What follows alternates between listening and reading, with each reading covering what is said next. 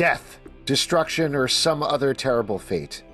Verb, condemned to certain destruction or death, or caused to have an unfortunate and inescapable outcome. It comes from the Old English meaning statute, judgment. But it is Germanic in origin, from a base meaning to put in place. It is doom. And ultimately, we are all doomed right here in the Doom Room. See? It was right in the name and everything. It was rhyming doom with doom. I'm Alex. I'm sobbing.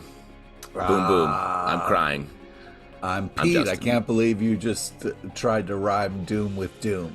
It's the last episode, baby. You just gave up. You just said, "Hey, listen." I can't believe you did it, and you crushed it. No, kicked it right over the goal line. No, you didn't. Got a hole. You closed the loop. Closed the loop. There you go. Because you had the time. You had the time to do it. Mm-hmm. You know, finally end the episode on your terms. I'm finally separating from this podcast and going my own direction because you guys have been holding me back, man. Oh wow! Good luck. Oh no, am I dead? I'm the dead. Do we get to set you on fire now? Absolutely, please, and pop my blob. We're going to be talking about Doom Patrol's final episode, the final episode of the show ever, Season 4, Episode 12, Dun Patrol. We have been speculating all season long as to whether they got to do a fitting ending or if this was going to feel like the end of Season 4. Spoilers on here if you haven't seen it. This is 100% a series finale of Doom Patrol. They wrap up absolutely everything. As Pete said, a lot of open questions. A lot of open questions out there. I mean, I guess. You know, there's always room for more because it's superhero stories, but this is as definitive an ending as you're going to get for anything in the superhero realm. I'm not going to talk through every... Well, I mean, very briefly, and this is like the briefest of all possible recaps, after not actually finishing up the Isabel Feathers Bet storyline where those two opposing forces team up to become a musical theater powerhouse and the Doom Patrol essentially does nothing, which they cop to. They realize they need to separate after Rita dies, and that's what they do. Everybody heads in their own directions. Several characters die. Several characters enter new states of being, and we end on a very poignant montage with Cliff. Yes, I feel so dumb for not knowing. I mean, there were so many Teen Titan issues where Cyborg was a TA, and we should have known that was coming. It was originally the book, and comic book fans know this. It was originally called Teen Titans. Wow! Boom! Boom! Boom! Boom! You're in the Doom Room. There you go. Wow. Booyah! Before we get into specifics, and I'm sure we're going to get into a lot of specifics here, I am curious to hear from you guys. How'd you feel about this as an episode? How'd you feel about this as a conclusion for the show? Pete, I was particularly curious about you because I was worried about your emotions while I was watching this. Yeah. Did you feel them? I laughed. I cried. I definitely... It was surprising, the part that got me, maybe not to you guys, but I was like, oh man, all these sad endings. I wonder which one's going to break me. And of course it was Cliff in the car. You know, you got the car. That is absolutely not surprising. Why do you think that's surprising? I was surprised by it. I was like, this is where you're crying?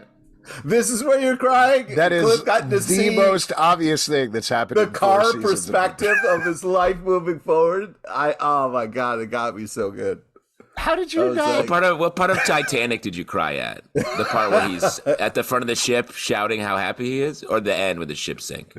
Which part? Which part made you cry? I guess I'm asking.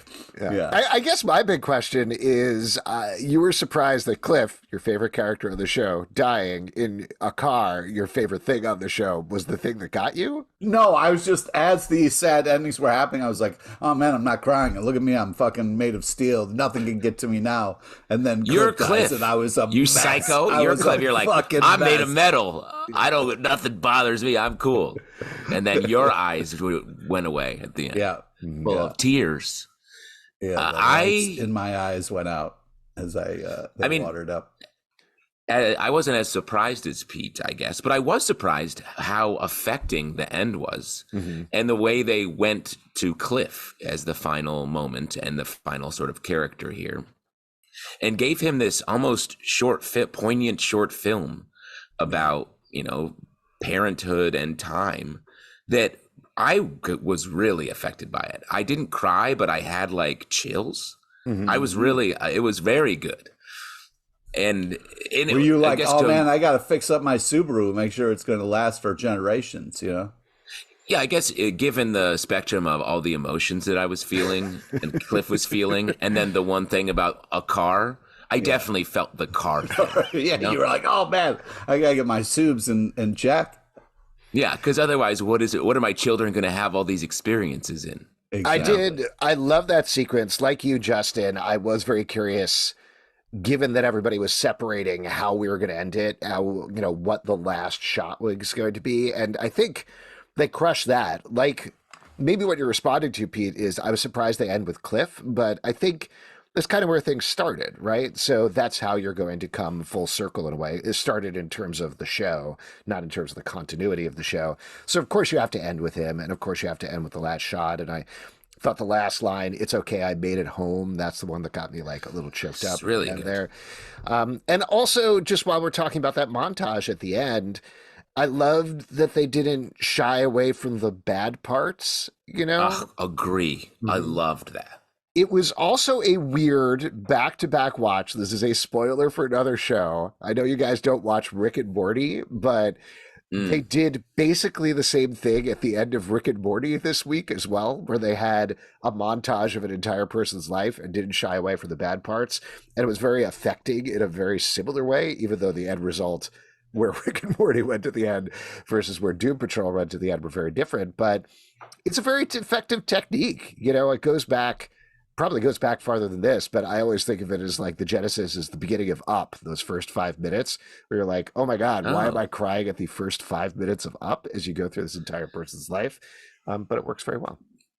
I'm sorry, but now you're the Pete, because that is obviously not where that began, and it's just an emotional montage is the thing you're saying. Started it's the same. Up was the first movie, right? The idea of saying that a Pixar movie like really innovated in that way is very funny. I was going to say it reminded me of the Star Trek Next Generation episode where we see Jean-Luc Picard live a life. After he plays a flute. He just out nerded you, Zelbatron. How you feel? Oh yeah, no, I do. Yes, all right. Yeah, woo! So overall, TKO. I thought this episode was great. I thought this was a great conclusion to the show. Really loved where everybody ended up, which I'm sure we'll talk about individually. But I did want to throw out one criticism / question to you guys that I wanted to get your feedback on. I'll take the question. Great. I don't know if I agree with Larry's conclusion here. I understand why they put it out, but Larry being like, hey, we've ultimately been pretty bad for each other and made the world worse as we've been together. We've caused all the problems and they cause subsequent problems. We got to separate in order to make things better and find ourselves.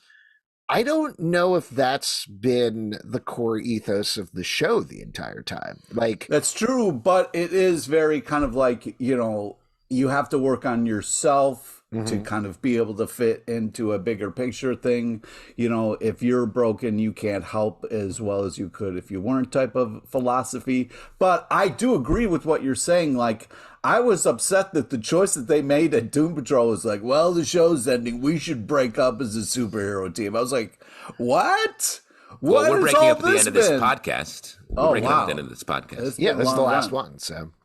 Yeah, I was a little surprised that I'm gonna go kiss my girlfriend in space. That's my plan. What are you guys doing? I'm die gonna in go a car, like Pete said. Yeah. Pete said I should die in a car, so I'm gonna do it. Nice. What I was gonna say is I agree with you. I thought that message was a little harsh, and strangely took on Larry's POV, his like sort of bummer POV, which is something the whole series was about. Them pushing against and saying like, Larry, you're good. You don't have to think things like that. But I do agree with the underlying philosophy that being on Doom Patrol was sort of treading water for all of them. And it was standing in the way of them getting better. And they were distracting themselves with all these like very great missions and intense things. But they were, at the end of the day, really ginning them up. And they were causing problems for themselves, maybe as a subconscious means of distracting themselves from actually making their lives better. Are you saying we're holding you back, Justin? Is that what you're saying? That this whole time you could have been doing better things, but Yeah, my friend Derek made a tiny robot, and I want to go start a school about it or whatever. Okay. I love that part where the kids were like, "Why are you here?" Yeah, why Me too. here? I was like, "Yes, kid, you're speaking for all of us." Yeah. Well, regardless, Cyborg is happy. That's cool. The other thing that I think like didn't quite gel, which I understood, is the idea Robot tattoos. Robot tattoos. Yeah, I don't know about that. But That the was thing strange. that I didn't quite get is like Rita saying, listen, we have big journeys ahead of all of us. We're going to grow and change. And I understand they're wrapping up the show in an hour, so they can't be like, here's all of that. But a lot of those journeys were very short. Like a lot of those journeys were like, and you leave Do Better and they're immediately done. And I would argue none of them really changed. They all just went and did the thing that everyone knew they had to do. Yes. Well, let's talk. Of course, Larry was going to get back together with his lead. Well, I don't know if you boyfriend. saw Kay and Stacy or Casey going to space to raise the cat together. You didn't have that on your bingo card. I did actually. Yeah, that was the center square. Wow. Wow, that's prime real estate on the bingo card. Yeah, You got to commit to that. That's on the bingo card. yeah. That's Before we talk about the endings, I know we're jumping right to this, but I do want to jump right to the beginning, just because we do have the wrap up of both the Butts and the Isabel Feathers storyline, which I thought was very fun and perfectly Doom Patrol. I know we were just talking about it before, but the idea, it never occurred to me at any point that the Butts were obsessed with musical theater and Isabel Feathers is obsessed with musical theater. So of course they're going to bond over that. And the shot all she needs is butts in the seats, and she's living her best life. You know what I mean? That's great, Pete. Crushed it. That's great. Crushed Good it. stuff. Great line. The shot of I love the team like actually stepping up and being a superhero team for once. I thought that was very fun. Jane using all of her kaleidoscope powers. So cool. Nick flaming sword. Cliff picking up the seats and immediately falling over because he freezes was a great punctuation to that. Funny. And then ultimately them being like trying to sing along with this musical number and backing out of the theater. Just a fun, perfectly Doom Patrol punctuation to that whole sequence. Yeah, and even Agreed. Madame Rouge running up being like, yeah, reinforcements is here. I really thought that like the way that was all shot also looked like kind of like, because they're in a black box theater, it had this kind of theater quality to the effects and stuff, which I thought really was fun and worked really well for the show in this kind of campy theater type way. I thought they leaned into it in the perfect, when he like jumps, when Cyborg jumps with the flaming sword and then just kind of gets bounced away. I really thought the effects on that were really fun. It did look good. And I also think it was a nice microcosm of the series where they're like, all right, let's do this. And they all, like, Madame Rouge runs away. Jane is too powerful for a second and doesn't know what to do. Cyborg does a superhero pose and then gets wrecked. Like, it was them being bad, and then it was them running away and being like, back to status quo. Let's have a party at the manor. And then we get the transition of the big change of Rita dying.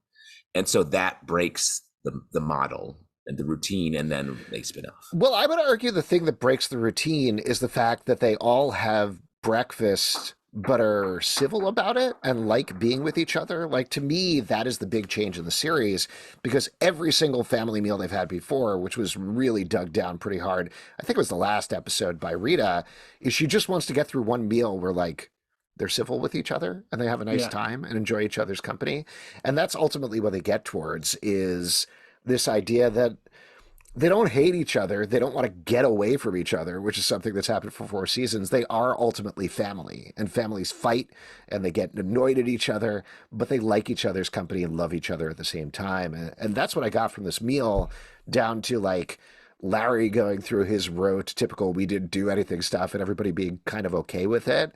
And then you get this lovely moment, which I felt very stupid for not picking up on, but they ask Jane about her name, and she's like, I don't know, I've been hearing this word kaleidoscope, and they say that's kind of a complicated name. Why don't we just call you Kay? And I was like, of course. Great. Yeah, absolutely. I also thought that was great. A bit presumptuous of Cyborg to be like, is this going to be emotionally affecting for you to call you Kay, the name that has been a constant? And he's just like, how about Kay? I was like, well, cool it a little bit, dude. But yes, that's very poignant and cool. Yeah, I thought it was nice because it was kind of Rita's last wish, in the prior episode where she just wanted to have a meal with everybody and have a nice time. And so, yeah, I was a little weirded out by the fact that Rita is kind of clearly slowly dying in front of everybody. And they were like, all right, Rita, wheel away. We'll see you soon. I was like, yeah, you're not coming back downstairs. Like the second she was like, well, gonna go upstairs to put on Here I the go. costume. I was like, goodbye, Rita. Goodbye. Yeah. Bye. Well, I have a big important question before we get there. Now, when you're making pancakes like that, right. I think it was really upsetting the way that Larry waited to cook all of them and then put them out, because the bottom ones are going to be cold. And that's just another example of Larry blowing it big time. Wow. That's why he had to go into space and become a sun, is so he could keep all the pancakes evenly heated. Yeah, that's smart. That's right. That's the I dream. think I love your attention to detail there, JT. Says you can tell a man who slings cakes, and you're right. You can't I'm slinging cakes. You can't have those sitting around, man. Why they're hungry people sitting out there being like, "Yo, I don't want to wait for the big pile reveal. Get me some fucking cakes, bro." Exactly. Who goes first? You roll them out one at a time, and everyone talks a little bit, and they go and do their business, like dying upstairs. Right, exactly. Maybe that's why Rita died. Cakes. She was like, I can't take these cold pancakes anymore. Just kill me already. Yeah. That's what she said. Euthanasia. I'm going to check myself into the hospital and be like, hey, I had some cold pancakes this morning. Can you kill me? Oh, my God, dude. Jesus Christ. And hospitals around the country are like, no problem, sir. Please. I would. Hey, no problem. Cattle. We got you, buddy. They get the cattle Is that killer. A cattle prod? Like the thing from the cattle head popper from No Country for Old Men. Yeah. 100%. They have that in every hospital. Going room to room. Yeah, they keep one. Yeah. Mm-hmm. I did like Rita's speech with Madame Rouge when she initially runs away, and we, the audience, who is kind of Cliff, being like, hey, where are you going? The fact that they kind of do get a nice moment together before she dies horribly in her bed. I think dies peacefully. Well, peaceful, I mean, that color she turned into, it didn't look like she, you know what I mean? It seemed like, well, she's goo. Mm-hmm. Okay. And also, I think they said, Pete, death ain't pretty. Think of the colors that you're going to turn when you die. Yeah. One thing they didn't bring up is she probably shat herself right at the end there. So they didn't mention that either, but it definitely happened. Can't wait for that. That's the real release of death. Oh, my God. No consequences shit in the bed? I was trying to talk about nice Rita things, and you guys... No consequences. There's always consequences to shitting in the bed, man. Doesn't matter when you're dead. You're dead. Someone's still got to clean that up, man. Yeah. Yeah, but you don't have to. It's no consequences for you. Do you think your last words are going to be no consequences right before you shit yourself? I'm going to try hard to not have it be that, but I can't promise. Do you know what I'm going to do as a death present? I'm going to whisper no consequences. As a death present for you, I'm going to make you no consequences. It says no consequences in the style of the No Fear t-shirts. Oh, whoa. Sick. So I can just point at it when I'm dying. Yeah, you don't have to say anything. You can't talk. Yeah. Hey, grandson. Points at shirt. What do you mean, granddad? Oh God. Oh, no. You're going to be in your car, so you better not shit in your car. Legally, he pointed at the shirt. There's no consequences. I agree with you. I'm going to be, Pete, just to be clear, I'm going to be in the car, in the bed. Oh, okay. All right. That makes sense. Race car bed. That's a classy move, bro. Actual race car bed that works as a race car as well. Vroom. I agree with you on the Rita Laura scene. That relationship has been great. What a wonderful thing that they discovered over the past couple of seasons. Those two actresses are so good together. And I also love the surprise that Rita comes back as Ghost Rita. Another thing that makes total sense. Sex Ghost Rita. Let's not. Yeah, Sex Ghost Rita. Very fun. Before that, though, we get everybody eating Isabel's toenails, which they don't hesitate to do at all. Also very fun. And the reveal that Isabel and the Butts for the past 1,000 years have become Broadway superstars. Great wrap up there. But the whole Rita sequence I thought was perfectly Doom Patrol. I thought her speech was lovely to the team. I love the funeral where they're bringing her gifts, where she's like, "Please don't remember me that way." That was so funny. I thought that was a great scene because it was perfectly Doom Patrol, where it was like them all fucking something up in ways where you're like, surely they're not. Oh, they also did. They also did the worst thing, which was great.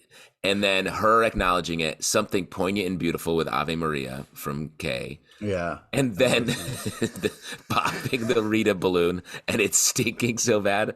Oh, man, that's great. Classic Doom Patrol. I thought I was very surprised and pleasantly surprised that they brought back Rita after that. But if Rita's last line was, "It's fine, it's totally fine," I wrote that down as like, that's Doom Patrol. Like, that's what they are constantly aiming for, is not catharsis. It's not ultimate salvation or anything like that. It's just like, let's get to a place where we're fine, like where things are just not horrible or anything in that realm. Let's just get to okay.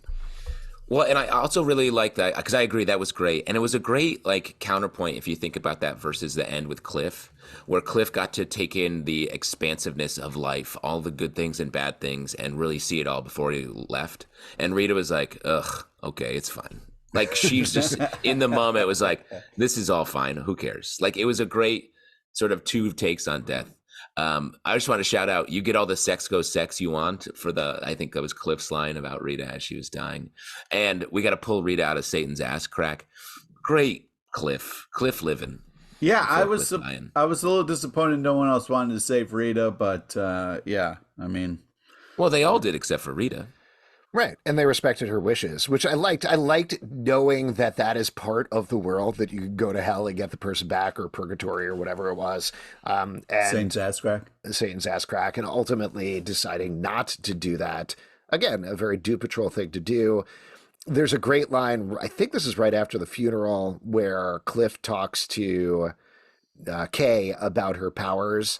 I think that's when they're in the car. And she's like, she's decided maybe she just wants to get an apartment and paint it. That's it. And he says, you can take over the Justice League, pants Superman. I was like, that's fun.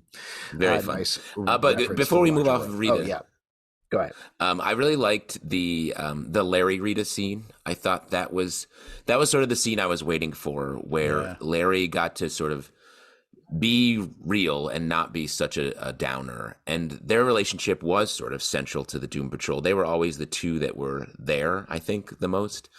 So I really appreciated that. And just a note on Ave Maria, at my funeral, I want you guys to burst into song as well. Yeah, no problem. Just Humpty find dance? the right spot, though. No, I was going to say, here comes the hot stepper, but find the right moment. I don't know if we can get the right moment. Burst into song. Anytime there's I'll just the fact that you know that means you're the right guy to do it. Yeah. What else will we? That's just going to end up being me shouting Ave Maria. You know, Ave Maria. So then we get the whole goodbye scene. Everybody starts separating, and Cliff, surprisingly, is the first one to go. He's going to head to Florida to be with his grandson, which makes a lot of sense. I should have written down who wrote this. Yeah, what? It was hilarious the way they like watched it and then wanted to watch it again and then kind of fell asleep and woke up. Rita's that very sweet. That whole scene was very sweet. I loved them being on the couch together. I loved everybody snuggling. Again, like, they don't want to leave. They don't want to end. They do ultimately like each other, and that's a nice thing to drive in on right before everybody separates as well. So it's really nice. And I want you guys to, again, when I die and you're practicing Here Come the Hot Stepper. I got to take notes on all this stuff we got to do when you die. This sucks, bro. After the funeral, when you guys crush the song, I want you to sit down and listen to the first episode of Comic Book Club together. Oh, man. Oh, boy. No, that'll be hard fun. No on that. Hard pass. Yeah, audio is probably real bad. The Jade and Cliff goodbye scene. I think this was Cliff said this. We may all be fractured, but that doesn't mean we can't be whole. And then she says, "You're a hole." Oh, I fell out. That was such a great response. That's a great line. And again, that gets to the there's so many different things. I know I'm saying this over and over, but there's so many things that get to the core of the Doom Patrol and the core of the human experience. The fact that, like, we don't need to make ourselves purely just like these incredible human beings that have everything figured out, because that's not how living works. You can be broken, you can have your pain, you can own that, but still you can live a good life at the same time. It's all about just tiny little baby steps moving forward. And that's I kind of think what we got with Jane, if we want to talk about her ending, because she's looking at apartments. Kay, sorry. She's looking at apartments. She wants to paint. But ultimately, what she decides is to take a step forward in intimacy and go into space with Casey. They have a 500 square foot spaceship. They get a space kitten out of somewhere, and ultimately kiss, which is what Kay has been afraid of all along, is true emotional intimacy with another person. So I thought that was a really, really lovely ending for the character. What did you guys think? Yeah, I mean, as we all know from seeing Marvel movies, if you get a cat in space, that thing is not a cat. It's something else. So, they're taking care of some kind of wild monster. But it was very adorable, the two of them in space, and kind of, that spaceship was bigger than a lot of apartments I've had in New York City. So, plenty of room in there. Yeah. Do you think it's the sort of thing where the toilet was right next to the kitchen? I saw one of those in New York, and that was like, oh, yeah. No thanks. That's the real intimacy you have to be afraid of. Yeah, like living in a space like that. That space ship is going to make or break that relationship. You know what I mean? Mm-hmm. Spaceship. Oh yes, ooh, great spaceship. When Casey walks out, I was like, oh yeah, I forgot about her, and it felt like Kay was sort of like, oh yeah, I forgot about my deep connection with this other character that's not around always. It also made me miss Dorothy a little bit. I know they referred to her, but like that's a character that they should have brought back for the finale. Maybe they couldn't figure out where to put her in everything. But like I was talking about a couple of episodes back, she feels like the person that could have taken over, do better, and start something new and fresh and better. But I guess not. That's a great call. Like seeing her just stepping out at the end before you go to the cliff scene, being like, all right, open for business. And then like 9 crazy things happening or something. Or her and Madame Rouge could do that together. I feel like that would have been a nice little coda for her. Well, why don't we jump over to Madame Rouge's finale then? She has a great conversation with Cyborg. Such an interesting relationship. Well, the way that started was amazing. You thought it was all just a Cyborg by himself, and she throws the sheet off herself because she was drunk and passed out, and someone put a sheet over. I thought that was hysterical.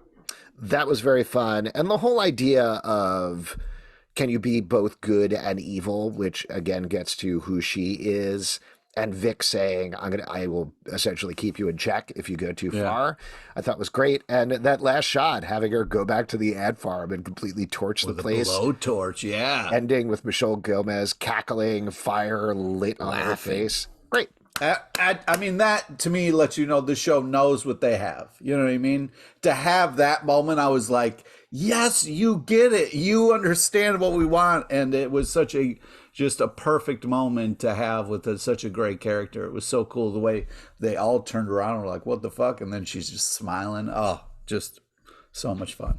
I mean, I think that's a perfect example of maybe her going too far, because I was like, ooh, Cyborg's not going to like that.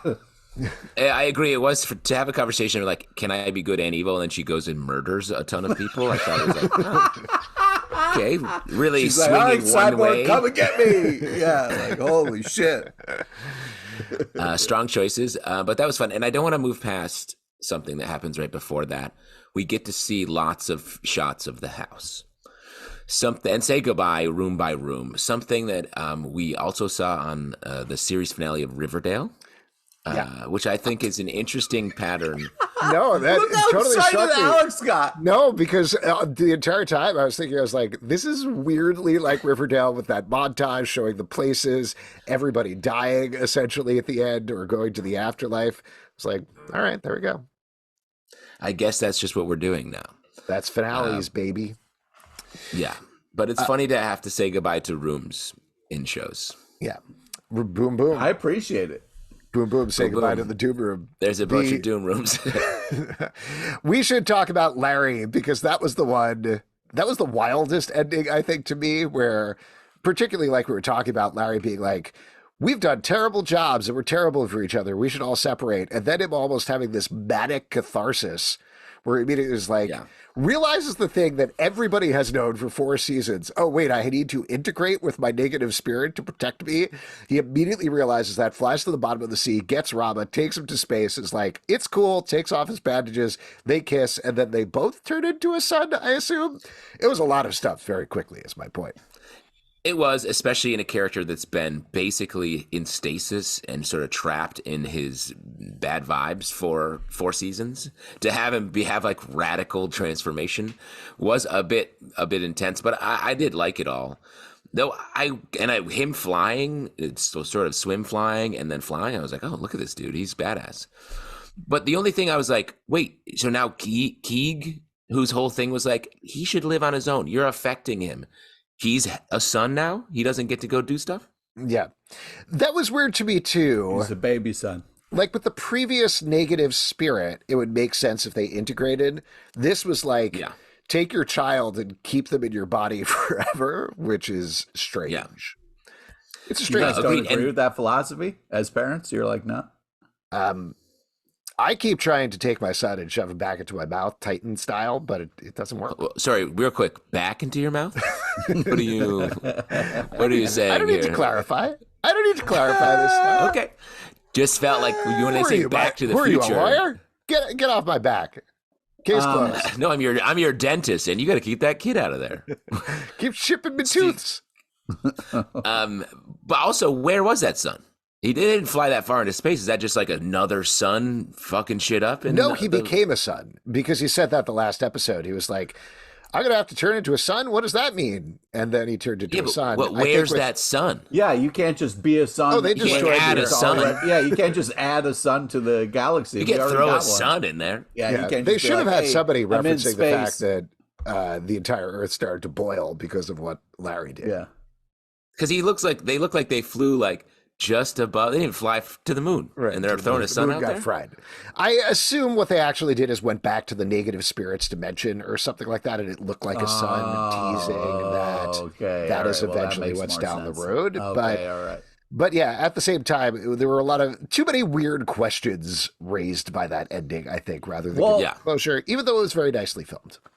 One of the things I liked about Larry and the ending that we got is when him and Rita were talking and Larry kind of breaks down and was like, you were the first person to accept me. You were the one that really made a difference in my life. And I was very moved by that. So like for him to kind of go through all of this, it felt like when he kind of was cleaning out his stuff and doing a horrible job of putting clothes in that locker at the base of his bed there. I mean, there was stuff hanging out. I mean, you can't just shut that on top of clothes. I mean, that's just a horrible move. But the finding that fabric and then kind of realized getting a plan, I like that. I like the kind of Rita kind of propulsion of him into the next kind of move for him. Yeah, and that flashback was really cool. Yeah. To all of his stuff. Yes, it was nice, but it was definitely the one where I was like, whoa, that was quick. A lot of stuff happened. Why don't we, speaking of not a lot of stuff happening, let's talk about Cyborg, who is basically, like we were joking about earlier, just teaching a robotics class. I like the core message there that you don't have to be a superhero and save the world. Instead, just be a teacher, be a teacher. Like if you can't teach. Exactly, or be teach a good the next generation. And learn and, Mm-hmm. But at the same time, I don't know how that connects to Cyborg's arc over the course of the 4 seasons. And I would even argue something that we've talked about incessantly over the course of the show. I don't know if Cyborg made sense for Doom Patrol. Like they kept trying so hard and occasionally it really worked. I like the actor. I've had fun watching a lot of the stuff, but it always felt like they got this Cyborg show on the side. And I think what you're not realizing, Alex, is Cyborg is the perfect answer to the problem that we have in schools right now. Nobody's going to come into school with a gun if fucking Cyborg is there because he would shoot you first. You know what I mean? So I just... That's a good message. Yeah, I wouldn't say that one out loud. I guess my big question about Cyborg at the end there is, why does he need to wear a tracksuit over his robot parts, which are essentially clothes anyway? That's a great point, but maybe he feels naked because it's like so just normally extra shiny skin. Normally he's walking around naked until he goes into the classroom and puts on his tracksuit. Well, I think as a TA, you can't be showing so many tats. You know what I mean? You want to keep that kind of. It's right there in the name, T and A. So, yeah, that's where it came from traditionally. Right. Well, and because I agree with you, Vic's whole thing in this show has always been a little odd, and then just this season. The thing where he's like, look, you students, you're going to do so much and change the world. And the only thing they do is like build that tiny robot and help him in the future save Doom Patrol, right? Yeah, and, well, they essentially do it by being like, oh yeah, the time portal was always there. So very similar to the Doom Patrol, they don't do much. Guys, tiny robots is the future. I don't know why you don't understand that. Very true. Anyway, why don't we move on from that and go to the last and biggest thing where we end, which is Cliff. We get so many poignant scenes like we talked about here in Florida. We get, finally, he takes the mitt off and touches Rory, and Rory bites his finger. Very fun payoff of that. I thought that was great. We didn't mention, sorry, before we end with that, Rita is in the afterlife. And she gets to be reunited with Malcolm, the guy she fell in love with back in time in the ant farm. I thought that was fucked up. He had the mask on, though. I was like, don't play with Rita's emotions. I was like, we don't have to. Hey, remember that? Remember this weird moment we had? I thought it was lovely. Give her a lovely, happy ending in the afterlife. I thought that was nice. But then Cliff, as we mentioned, so he realizes, and I thought, this is good, but I was glad they did this. They weren't like, yay, I ate Isabel's toenail and now my Parkinson's is cured. He still has Parkinson's, and ultimately that's the thing that takes his life. I'm trying to think how to phrase this without Pete getting mad at me, but I'm glad that they did that they didn't forget about that, that they didn't take an easy, magical way out.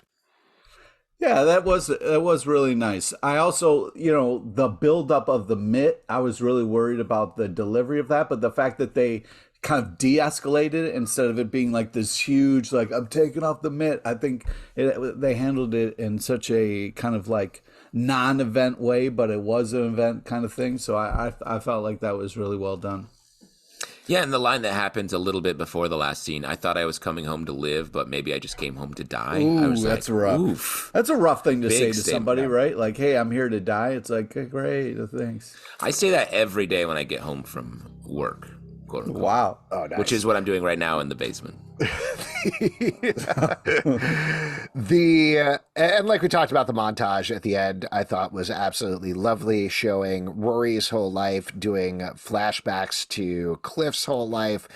Just really, really beautifully done. The shot of going back and forth in the car and moving through time that way, very cool, very well done, really well blocked out. Come on. Yeah, well directed, and it really, put a point on the great cycle of life. Like, you're born, you live, you make children, you become a robot, and then you die. Yep. Yeah, and then your car. Don't forget about the car part. I did one little moment that I'll call out, which was like the punctuation for the Rory whole life storyline, is him getting to meet his own grandson, and then the grandson holding his finger, the same finger that Cliff has that can touch things. Without, putting too fine a point on it, I thought that was a really nice thematic thing to throw in there. And let me just say, like, it feels like Rory started out doing pretty well, and then he made some big mistakes, and we don't see what happens. We don't see any, like, did he blow his life up? Yeah. Yeah. Did he turn into his That's the dad spinoff. or grandpa? Yep. Rory I did think the Kay and Cliff kind of goodbye where he flicks her off as he drives away was such a fun, and he's like, fuck you too, Tin Man. Their relationship was great. And the fact that they kind of really put a nice button on it was really nice. Yeah. Great episode, great show. Any other final notes before we start to wrap up here?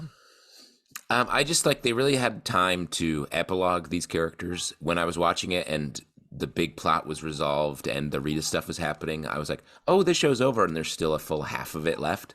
So I was like, oh, they're going to really take the time to see and do all this stuff. So that was very satisfying. Yeah. Great show. Listen, I just want to say, to kind of like wrap up here at the end, I'm just so happy that 4 years ago, the three of us, decided to start covering the show, start podcasting the show. Yeah. What are you doing? No outside provocation of any kind. Our idea. Why? Our idea. Don't throw and that was great. That was a grenades great idea that the three of us had together. Stop. Together. So consistently over 4 years, not jamming it into essentially, I want to say 1 year or anything like that. Just really good. We're good guys, you know? We're good. We are good guys. And That's you know message. what? No consequences. That's what I got to say. If you... don't say that. If you would like to support the show and all the shows... Here come the hot stepper, Alex. Here come the hot stepper. How many more can we jam in before the end? I will mention we have a lot of other podcasts you can listen to. We have a lot of other recap podcasts. They're all on comicbookclublive.com. But if you want to support us, patreon.com/comicbookclub. Also, we do a live show every Tuesday night at 7 p.m. to Facebook and YouTube. Come hang out. We would love to chat with you about Doom Patrol, even though it is over. Apple, Spotify, Android, or the app of your choice to subscribe and listen to the show at Comic Book Live on X/Twitter, Comic Book Club Live on TikTok and Instagram, comicbookclublive.com for this podcast and many more. And now, for the last time, a piece of advice from Pete LePage. Pete, take us out. What is your best piece of advice? Listen, sometimes people die, and you might get pressured to join a superhero team, but just, work on yourself. And then if maybe you want to go to space, you can do that. But be careful of cats. Space cats are the worst. I'm really going to miss advice. these incredibly relatable pieces of advice. Thank you so much. And I just want to say, well thought out and clearly planned in advance. Clearly This is my, planned. and I not definitely done in wasn't a like, wide-eyed oh, shit. panic. Yeah, why? Why? And we should also say shouts to Stray Bullets for Making us do this. Thank you, Stray. Yes, for real. Thank You're you. the best. Thank you. This is great. What an incredible journey. We will check you next time. Incredible journey. And just, I know my funeral is getting a little bit busy with events, but could you play this episode? This podcast? Oh, this. Yeah. Oh, okay. Wow. I think everybody would like to hear it. I was hoping you were going to play MC Hammer. Play this. Justin farts for 1 full minute. Wow. Oh, no consequences indeed. I'm sorry, that's a consequences shitting the bed. It's a very consequences shitting the bed.